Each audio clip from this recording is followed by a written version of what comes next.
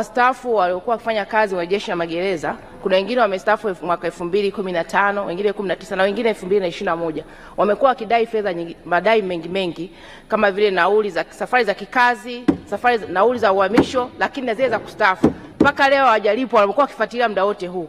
Ninataka kujua nini mkakati wa serikali kuhakikisha kwamba watu wanapostaafu basi wachukue interval kidogo tu waweze kulipwa, maana mnakuwa mna database, mnajua wao watu wameajiriwa kwenye idara hizo. Majibu, Mheshimiwa Waziri. Nakushukuru sana Mheshimiwa Mwenyekiti. Kwanza niendelee kumpongeza dada yangu, mwalimu wangu Mheshimiwa Matiko kwa namna anavyofuatilia mambo ya askari hasa magereza. Amekuwa champion mzuri hapa bungeni.